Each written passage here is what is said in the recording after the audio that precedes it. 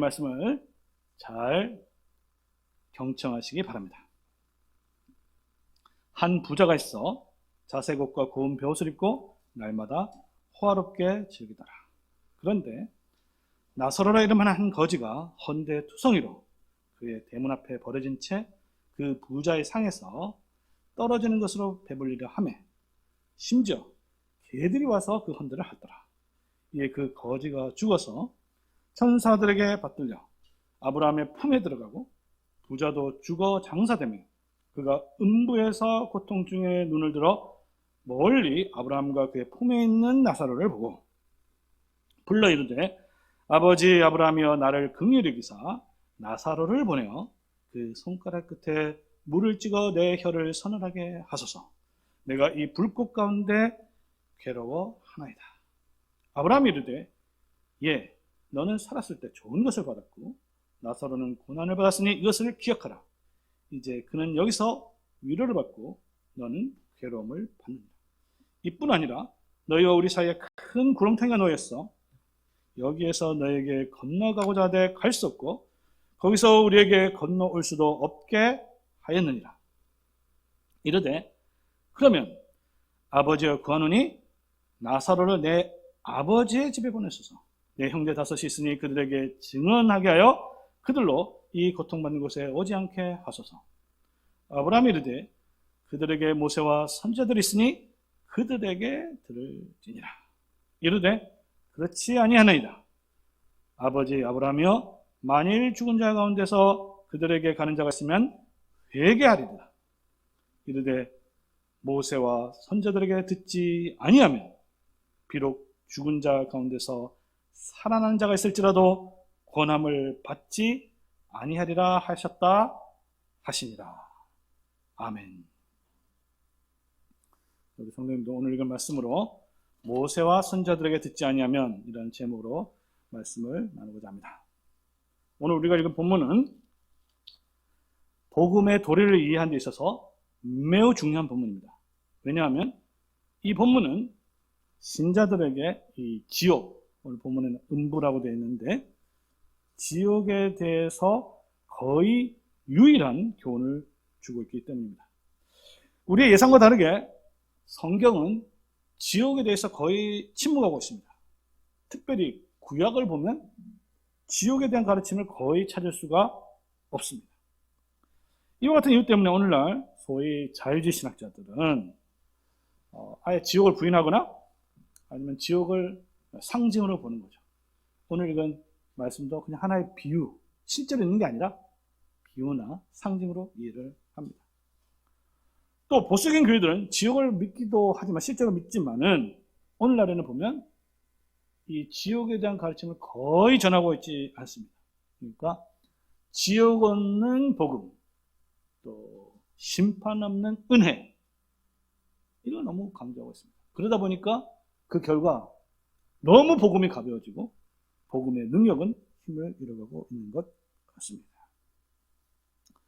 성도님들이 이 부자 나사로 이야기를 잘 아실 텐데 읽고 나면 대부분 이런 질문을 하게 될 겁니다. 가장 중요한 질문. 왜 부자는 지옥에 가고 나사로는 천국에 가는가? 일단 나사로가 천국에 간 이유는 아무리 봐도 모르겠죠. 만약에 나사로처럼 살면 천국 간다. 그럼 굉장히 좋을 거예요. 만약에 이제 나사로처럼 하면 천국 간다 하면 지금부터 뭘 해야 되겠습니까? 이 지역을 돌아다니면서 제일 부잣집을 찾아야 되겠죠. 그리고 이제 거적대기 하나 들고 그 앞에 문 열어놓고 그냥 누워있으면 천국 가는 거 아니겠어요? 그렇죠? 뭐 그런 건 아닌 것 같고. 그러면 이 부자는 왜 지옥 갔냐? 이건 너무나 분명하게 잘 나타내는데 의외로 부자가 지옥에 간 이유를 찾기가 굉장히 어렵습니다. 본문을 자세히 살펴봐야 그 이유를 알 수 있는데 잘못하면 이렇게 되는 거죠. 부자는 가난한 사람 안 도와줘서 앞에 문 앞에 있는 거지를 갖다 그냥 무시해서 지옥 갔다. 그러면 우리 성도님들 중에서 이제 매일 지하철도 탈 텐데 지하철 타다가 이제 거지들이 적선하는 거 보잖아요. 구걸하는 거 보잖아요. 저도 뭐 지나친 적이 많이 있는데 만약에 그렇게 된다면 그런 사람들 다 지옥 가느냐 이런 질문이 생기겠죠. 이 부자가요 뭐 그렇게 나쁜 사람일 수도 있는데 그렇게 나쁜 것 같지는 않고, 또 뭐 다른 사람을 착취했거나 그 다음에 뭐 폭력을 행사하거나 살인하거나 이렇게 하진 않았거든요. 적어도 상식적으로 판단하면 이 부자는 열심히 일했어요. 또 아니면 뭐 투기를 했다고 볼 수 있겠지만 성경은 그건 없으니까 어쨌든 최대한 자신의 능력을 사용해서 엄청난 부자가 된 겁니다. 그 자체가 잘못된 건 아니잖아요. 자, 우리가 알아야 될 것은 이 본문의 중심 주제가 이 부자와 가난, 부와 가난이 아니라는 거예요. 그러니까 이 세상에 살면서 부자처럼 살지 말고 가난한 사람 잘 도와주고 살면, 착하게 살면 천국 간다. 만약에 이걸 본문 성경이 가르친다고 하면요, 여러분들은 교회 올 필요 없습니다. 왜냐하면 그건요, 절에 가도 그런 걸 가르치고 심지어 학교 선생님도 그걸 가르쳐요. 이거는 이제 도덕이라고 합니다. 도덕을 배우기 위해서 우리가 교회 올 필요는 없죠, 안 그래요? 우리는 여기 왜 왔습니까?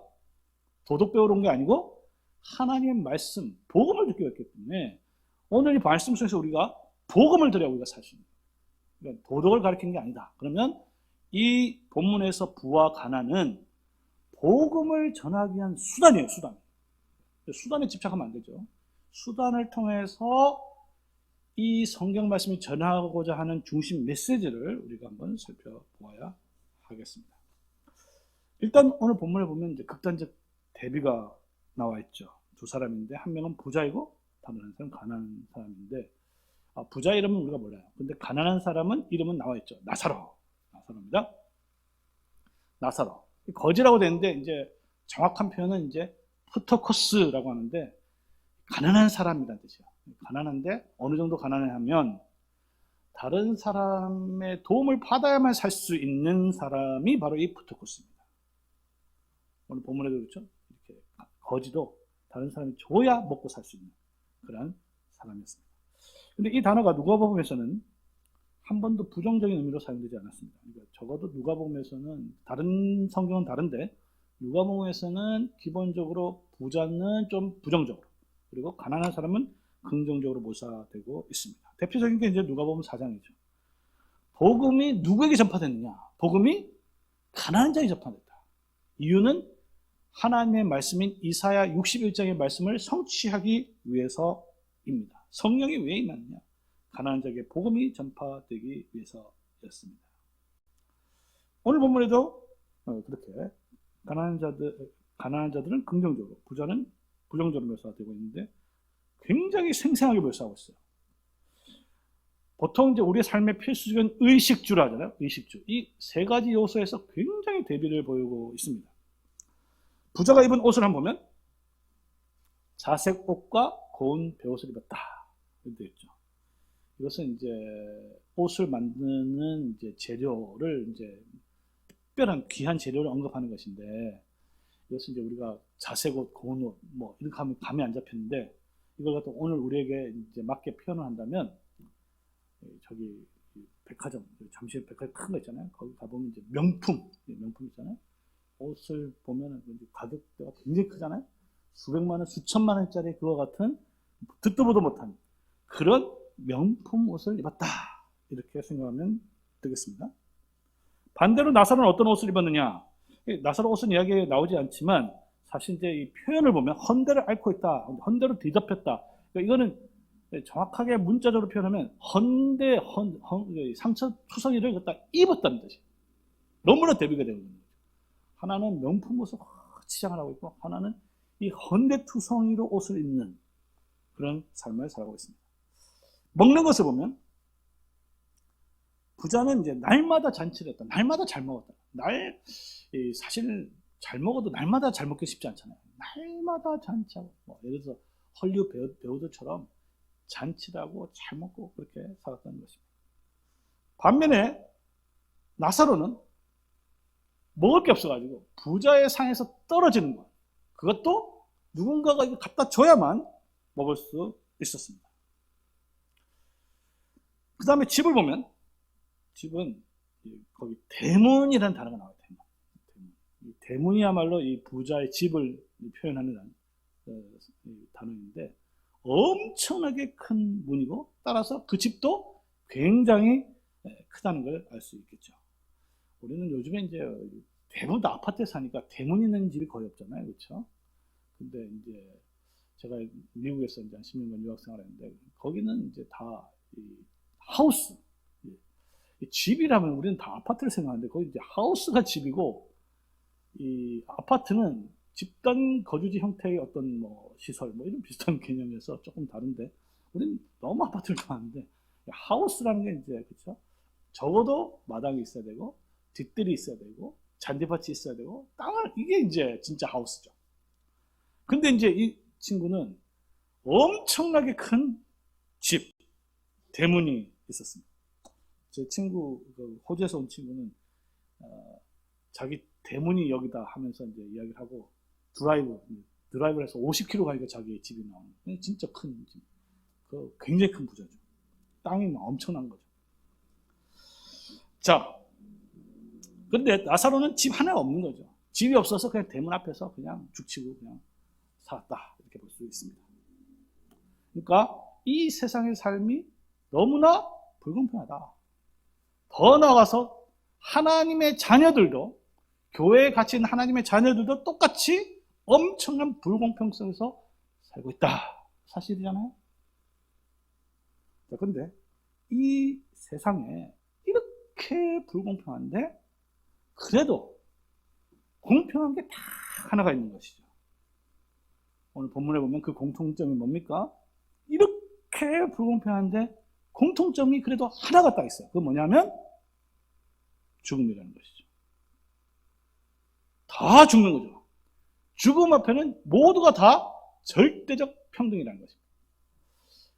사실은 이제 우리가 죽음 이후의 삶이 있다는 거, 그리고 죽음 이후에 어떤 일이 벌어진다는 것을 알고 살아가는 거하고 그거 전혀 무시하고 살아가는 거는 신앙생활에 있어서 삶의 태도가 완전히 달라지게 되는 것입니다. 물론 이제 죽음에서도 차이는 좀 있을 수 있어요. 그렇죠? 그 차이는 뭐냐면 순서가 다를 수 있죠. 동시에 죽는 건 아니잖아요. 그래서 어떤 사람은 먼저 죽고 어떤 사람은 나중에 죽습니다. 누가 먼저 죽었나요? 나사로가 먼저 죽었죠. 그리고 부자가 죽었습니다. 이거는 이제 본문을 이해하는데 대단히 중요한 겁니다. 우리가 보기엔 그냥 넘어가겠지만 나사로가 나중에 죽었으면 이게 스토리가 안 되는 거예요. 나사로가 먼저 죽고 그 다음에 부자가 죽었어요. 물론 이제 죽을 때의 장례식은 큰 차이가 있었을 거예요. 아마 부자의 장례식에는요 사람들이 막 왔겠죠. 그게 무슨 소용이 있겠습니까? 어쨌든 죽고 나면 끝이잖아요. 근데 나사로는 죽고 났을 때 어떻게 됐습니까? 천사들이 와서 그 나사로를 영접합니다. 천사가 와서. 그러니까 죽고 나서부터는 완전히 또 다른 세상이 펼쳐지는 것을 보게 됩니다. 근데 이 세상이 이렇게 불공평한데 죽고 나면 어떻게 될까? 죽고 나면 공평한 세상이 될까? 전혀 그렇지 않습니다. 더 불공평한 세상이 딱 펼쳐지는 거죠. 그렇죠? 아브라함의 품에 있는 나사로와 지옥에 있는 이 부자 얼마나 대비가 되고 있는지 모릅니다. 그러니까 이 세상에서도 불공평하고 저 세상에서는 더 불공평하다는 것이 오늘 부자와 나사로 이야기가 가르쳐주고 있는 것이죠.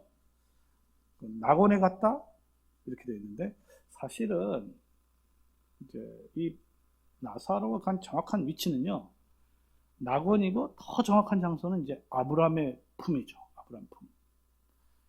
이렇게 하면 우리 성도님들은 이제 천국 가고 싶다는 생각 별로 안 들 수 있어요. 왜냐하면 특히 이제 자매들 같은 거, 여성분들 같은 경우는 아브라함의 품에 이렇게 그렇죠? 천국 가서 남편 품에 있는 게 아니라 아브라함 품에 있다. 이건 좀 이상하잖아요. 사실은 이제 남편도 이제 남녀 관계도 없어지잖아요.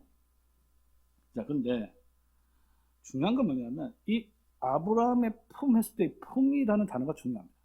2번이나 강조되어 있는데 이 품은 장소적 개념이 아니에요. 만약에 장소적 개념이라면 여기 있는 분, 저도 마찬가지지만 아무도 천국 가고 싶은 사람 없을 거예요. 무슨 아브라함 품에 가고 싶은 사람 누가 있겠어요? 그래서 품이라는 거는 관계를 나타내는 단어입니다. 관계. 그러니까 아브라함과 나사로가 어떤 관계냐? 굉장히 친밀한 관계. 어떤 관계? 친밀한데 구체적으로 아버지와 아들과의 관계라는 거예요. 아버지와 아들.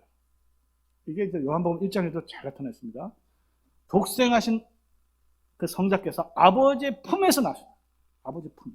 그게 이제 아버지 아들과 관계를 보여주는 거거든요. 그래서 나사로가 아브라함의 품에 있다는 것은 이 부자와 나사로와 아브라함이 부자 관계에 있다는 것을 보여주는 거죠. 그래서 이 이야기의 중요한 주제가 뭐냐면 진짜 아브라함의 아들은 누구냐 이거죠. 진짜 아브라함의 아들. 이거를 놓치면 이 말씀을 이해할 수가 없습니다. 진짜 아브라함의 아들. 그 당시엔 다 이렇게 생각한 거죠. 누가 아브라함의 아들이냐? 부자에게서는 답은 아주 간단했습니다. 아브라함에게서 태어난 사람, 아브라함의 후손, 그리고 혈통으로 난 사람, 그리고 더 나아가서 정확하게 말하면 할례를 받은 사람. 이게 아브라함의 아들이에요. 자, 그러면 그렇다면 나사로는 뭡니까? 나사로 사실 아브라함의 아들이죠. 자, 근데 이 대비를 이루고 있는데 이 나사로는 이 아브라함의 품에서 전 복락을 누리고 있는데 이 부자는 어떻게 됐냐? 부자는요, 우리 성도님들은 이제 지옥을 정확하게 이해를 해야 돼요. 오늘 본문이 제가 얘기했잖아요. 지옥이 뭔지를 가르쳐 준다 그랬잖아요. 첫 번째는요, 물이 없는 것입니다. 그렇죠? 성도님들이 지옥을 경험하고 싶으면 이제 돈 좀 모아가지고 미국에 가면 사막이 있고 아프리카 사막이 있어요. 사막에 1분만 가 있으면 지옥이 뭔지를 확실하게 체험할 수 있습니다. 우리 남자 성도님들은 우리 중고등부 학생도 있는 것 같은데 지옥을 좀 경험할 수 있는 게 군대 가면 경험할 수 있어요. 군대 가서 이제 행군하다 보면 그 타는 목마름이 얼마나 지옥 같은지를 그냥 설명이 불가능합니다. 설명할 필요가 없어요. 지옥이래, 그게 지옥이에요. 이 타는 물이 없어서 죽을 것 같은 그게 지옥입니다. 근데 이제 물 한 방울이 없잖아요, 그렇죠? 근데 이제 물은 하나도 없는데 불은 참 많은 것이죠. 불꽃 가운데서 고민하나요? 불꽃 가운데서 고통한다. 그래서 이제 내가 지옥을 한번 체험하고 싶다 하면요, 그거는 아주 쉽습니다. 얼마든지 경험할 수 있어요. 그냥 집에 오늘 가셔가지고 가스라에 딱 푸는 다음에, 그죠? 엄지손가락을 한 1초 정도만 딱 올려. 이거는 뭐예요? 지옥 그 자체죠.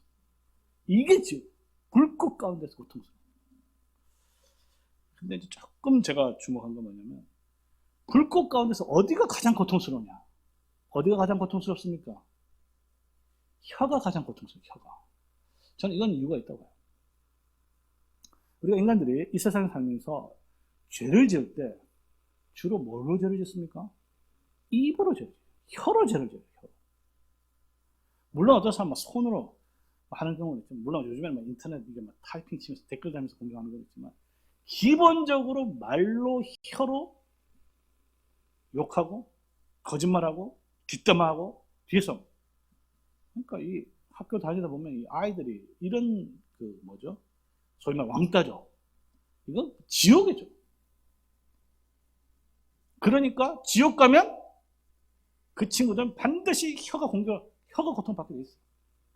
이걸 믿으면 참 이제 위안이 되는 거죠.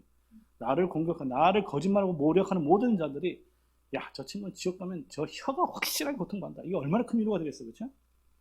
근데 지옥의 무서운 또 하나의 이유는 사실 마지막 이유인데, 지옥에서는 어떠한 자비도 허용되지 않습니다. 심지어 물 한 방울의 자비도 허용되지 않는 것이 지옥이에요. 그렇죠?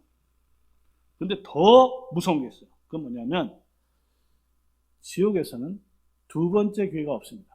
한 번 가면 끝이에요. 거기서 다시 나올 가능성이 없는 거죠. 사실은 엄밀히 말하면 가능성이 없기도 하지만, 한 번 가면, 그러니까 나올 수 없는 진짜 사악한 나쁜 사람이 지옥을 가기 때문에 지옥에서도 그 사람은 나올 수가 없는 거죠. 그것을 오늘 부자와 아브라함의 대화가 보여주고 있습니다. 자, 이렇게 지옥에 가서 고통을 받고 있으니까 멀리 아브라함을 봤어요. 그래서 아브라함에게 이렇게 말합니다. 아버지 아브라함이요. 아버지 아브라함. 그러니까 이 이야기만 보면 누가 아브라함의 아들인지 잘 분간하기 어려워요. 이 부자가 아브라함의 아들이라는 생각이 들잖아요. 왜? 아브라함을 아버지라고 부르고 있잖아요. 그럼 뭐예요? 이 부자는 아브라함의 아들이란 말이잖아요. 어떻게 보면. 겉으로 보기에. 나를 긍휼히 여기사. 불쌍히 여기사. 나사로를 보내어 그 손가락에 물을 찍어 내 혀를 선하게 하소서. 내가 불꽃 가운데 고민하나이다. 이렇게 말을 했습니다. 우리 성도님들 어떻게 생각하십니까? 이렇게 생각이 들겠죠. 여러분 이제 이 말을 잘 이해를 못하면 부자가 불쌍하다는 생각이 들 수 있어요. 그렇죠? 얼마나 지옥에서 고통스러웠으면 이런 부탁을 할까? 자, 근데 우리가 알아야 될 것은 아까 제가 얘기했지만 지옥은 정말로 악한 자가 간 거예요. 그러면 우리가 이 부자의 말 속에서 부자의 사악함을 볼 수 있어야 됩니다. 그러니까 겉으로 보면 참 불쌍하다 생각이 드는데 곰곰이 생각을 해보면 굉장히 사악한 의도를 가지고 하는 요청이라는 것이죠. 자, 지금 아들이 아버지에게 물 좀 달라 그랬는데 여기서 우리가 조심해서 주의해서 봐야 될 게 뭐냐면 나사로를 보내어서 물을 달라 이렇게 얘기합니다. 이게 이제 중요한 거죠. 나사로를 보내는 거예요. 나사로 지금 어디 있죠? 아브라함의 품에 있습니다. 아브라함의 품에 있다는 말은 무슨 말이죠? 아브라함이 이 나사로를 자기 아들처럼 생각한 거죠. 사실 맞잖아요. 그런데 부자는 이렇게 생각한 거죠. 아니 저 자리엔 내가 있어야 되는데 이 아버지가 아들을 몰라보는 거야.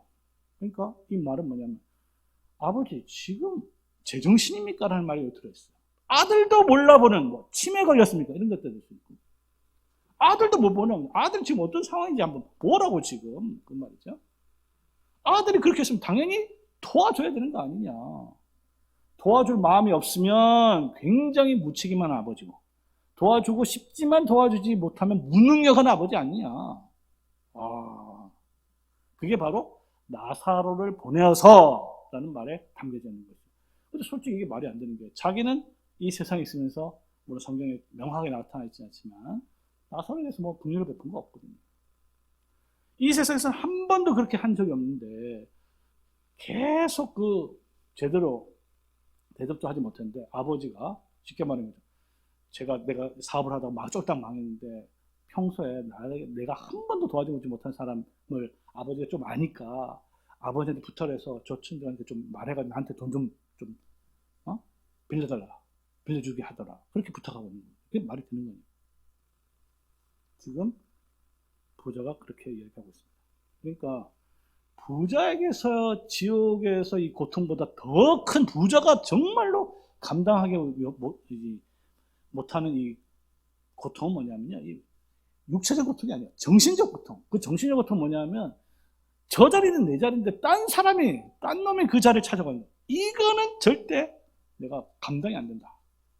지금 이것을 이야기하고 있습니다. 그러니까 부자의 부탁은 사실 겉으로 보기에는 굉장히 불쌍한 처럼 보이지만 실제로는 굉장히 뻔뻔한 요구인 것이죠. 여기에 대해서 이 자비를 호소하는 부자의 요구에 대해서 아브라함이 이렇게 말합니다. 너는 살았을 때 좋은 것 받았고 나사로는 고난을 받았으니 이것을 기억하라. 나사로도 내 아들이고 너도 내 아들이었는데 살았을 때는 좋은 것 받고 나쁜 것 받았으니까 이제는 거꾸로 하는 게 그게 평등한 거 아니냐. 그러니까 너의 요구가 부당하다. 더 나아가서 이뿐 아니라 너희와 우리 사이에 큰 구덩이가 있어 여기에서 너에게 가고자 하되 갈 수 없고 거기서 우리에게 건널 수 없다. 이 말은 무슨 말이냐면 내가 너에게 자비를 베풀고 싶어도 내가 할 수 없는 상황이다. 네가 왜 거기 갔냐 이거죠. 너가 여기 왔으면 내가 온갖 것들 다 할 수 있는데 너가 거기 갔으니 왜 거기 갔냐 이거죠. 따라서 거기 간 너에게 책임이 있다. 이게 아브라함의 결론이었습니다. 그러니까 아브라함은 아들에게 할 수 있는 능력이 없는 게 아니라 능력은 있지만 그 아들이 그 지옥이었기 때문에 아들이 그 책임을 져야 한다는 것이죠. 자, 그렇게 얘기하니까 아버지의 판단에 대해서 또 부자가 반론을 제기를 합니다. 그건 뭐냐면 갑자기 뜬금없이 이 부자가 뭐라고 얘기합니까? 아버지 집에 나사로를 보내서 그래서 이곳에 오지 않도록 해달라 이렇게 이야기합니다. 이거는 이제 보면은 또 굉장히 좋아 보이죠. 이 부자의 생각은 이렇게 읽을 수 있을까요? 나는 이미 벨이 몸이지만 내 형제를 살리겠다. 만약에 그 정도의 생각을 가지고 있었으면 이 부자는 지옥에 안 갔을 겁니다. 그럼 왜 이 부자는 5 형제를 이야기하냐 이거죠. 아버지, 이제 알겠습니다. 내가 몰랐는데 거기서 여기는 올 수 없지만 거기서 저쪽은 갈 수 있는 거 아닙니까? 딱 이걸 얘기해요. 또 뭐라고 얘기합니까? 나사로를 보내는 거죠. 나사로. 아버지가 와서 물도 주고 뭐 저쪽에 가고 이렇게 해달라는 게 아니라 계속 나사로를 보내라고 합니다. 그러니까 나사로가 이쪽 지옥으로 올 수 없으니까 나사로 어디로 보내요? 이제 세상으로 보내는 거예요. 다시 보내어서 그래서 그들로 하여금 보내서 그 형제는 나한테 오지 않게 해달라. 이렇게 얘기하고 있습니다. 이걸 보면은 이 부자가 자기 형제들을 생각하는 것처럼 보여요. 겉으로 보면. 근데 여기엔 더 사악한 게 밑에 깔려 있습니다. 그건 뭐냐면 아까 나사로 먼저 죽었다 그랬잖아요. 아버지, 내가 살아있을 때 나사로 좀 보냈으면 내가 여기 안 올 거 아니야. 내가 여기 온 게 내가 좋아서 왔냐. 아버지가 나사로를 보냈다면 내가 그 말을 듣고 여기 안 왔을 거 아니냐. 쉽게 말하면 자식 교육을 잘 시켰다면, 똑바로 시켰다면 내가 여기 안 온 거니까 이것을 가르치지 않은 아버지가 책임이다. 이렇게 얘기합니다. 이야, 이게 진짜 사악함이 그대로 드러나는 거죠. 이게 말이 맞는 것 같죠, 어떻게 보면. 그렇죠? 만약에 아브라함이 살아있을 때 나사를 보냈다면 그러면 자기가 듣고 회개했을 거 아니냐. 여기에 아브라함이 뭐라고 답하느냐. 그럴 필요 없다. 내가 어렸을 때부터 그런 거 다 가르쳤다. 이거는 이제 그래 되면 책임이 없는 거죠. 어머니한테, 부모한테. 그죠? 만약에 부모가 신앙교육을 똑바로 하지 않았다. 그러면 자녀가 뭐 지옥 간다는 나쁜 길 가면 그건 부모 책임이에요. 그렇죠? 똑바로 안 가르쳤으니까. 그런데 똑바로 가르쳤음에도 불구하고 그가 스스로 나쁜 길을 가게 되면 그 스스로 책임을 져야 되는 것이죠. 그러니까 지금 부자가 그 얘기를 하고 있는 겁니다. 내가 똑바로 부모님 가르쳐 줬으면 내가 이렇게 엉뚱한 길로 가지 않았다라는 것이죠.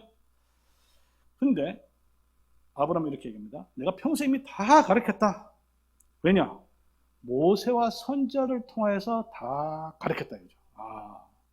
만약에 부모가 이렇게 가르쳤다면 지옥에 간 건 누구 책임이야? 자식 책임. 너 책임이라는 것이죠. 문제는 그럼 아브라함이 말이 사실이냐? 아브라함이 정말 모세와 선지자를 통해서 이 부자에게 가르쳤느냐? 가르쳤습니다. 뭐가 증명하느냐? 이 부자의 말 자체가 증명하고 있어요. 아까 제가 했지만 부자는 계속 아브라함을 아버지라고 부르고 있죠. 이거 보세요. 우리 성경 중에서 천국 가면 그 많은 사람들 중에서 아브라함 찾아낼 자신 있는 분 한번 손들어보세요. 아마 없을 거예요. 그러면 이 부자는 딱 보고 한 번도 본 적이 없는 이 아브라함을 보고 아버지라 부르고 있단 말이에요. 그럼 도대체 이걸 어떻게 알았냐 이거죠. 어떻게 알았습니까? 어렸을 때 이 부자는 할례를 받고 성경을 읽고 모세를 읽고 선지자도 글을 읽은 거죠. 그것을 통해서 아브라함을 알았고 자기가 아브라함의 자손이라는 것을 알게 된 거죠. 그래서 보면서 아브라함 아버지여라고 불렀던 것입니다. 자, 그러니까 이제 또 할 말이 없는 거죠. 교육을 받긴 받았단 말이에요. 분명히 받았단 말이에요.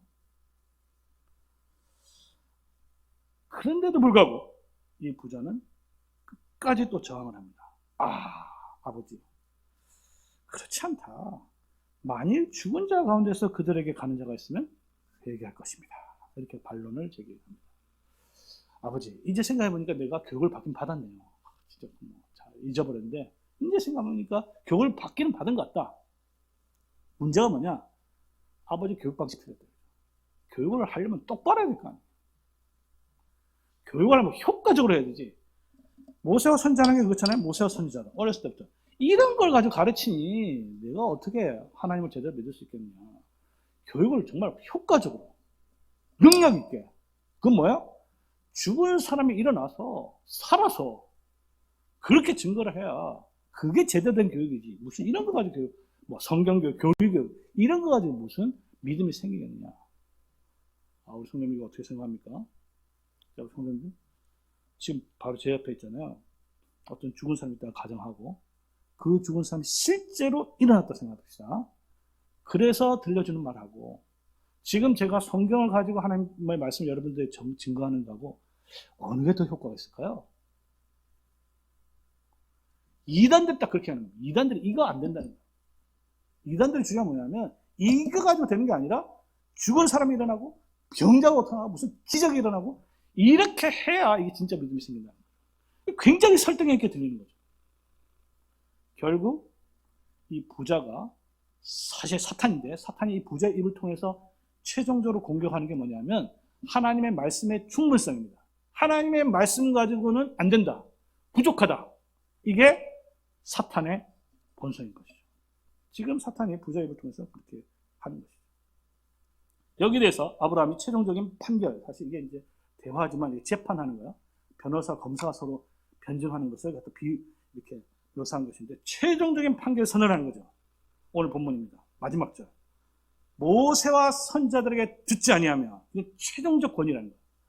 하나님의 말씀을 듣지 아니하면 비록 죽은 자 가운데서 살아난 자가 있을지라도 권함을 받지 아니하리라. 그러면 부자가 지옥에 간 이유는 아주 분명한 거죠. 그건 뭡니까? 살아있을 동안에 하나님의 말씀을 분명하게 들었음에도 불구하고 그 말씀을 거부하거나 그 말씀이 충분하지 않다고 생각하거나 다른 데서 어떤 확신을 얻으려고 하는 거예요.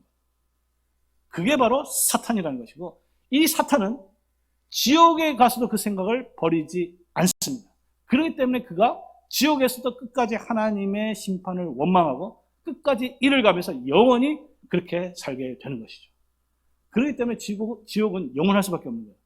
오늘날 현대신학자들이 지옥에서 다 벌 받으면 천국 간다 뭐 이런 식으로 설명하는 경우가 많은데 그렇잖아요. 왜냐하면 지옥에서도 죄를 짓거든요.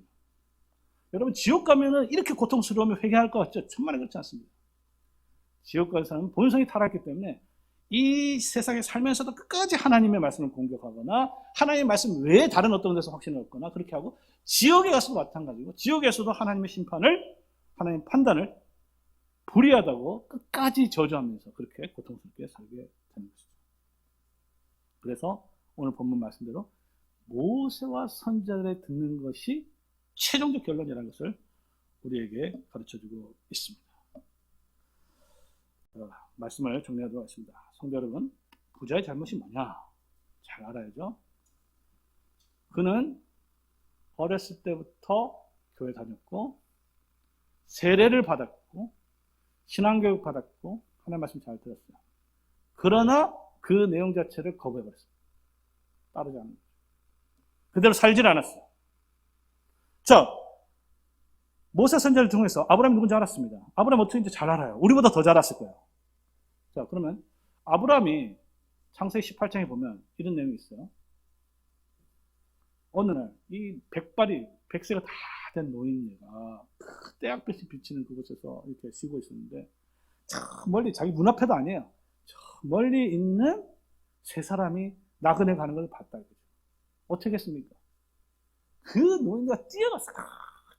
성경에 보면 뛰어가가지고 자기 집에 들어와. 자기 집에 억지로 나 가야 한다고 하니까 그거 다 입고 가. 이 더운데. 그리고 나서 자기 아내 사라에게 여자들이 제일 싫어하는 일을 시키죠. 여자들이 제일 싫어하는 일. 뭡니까? 그거잖아요.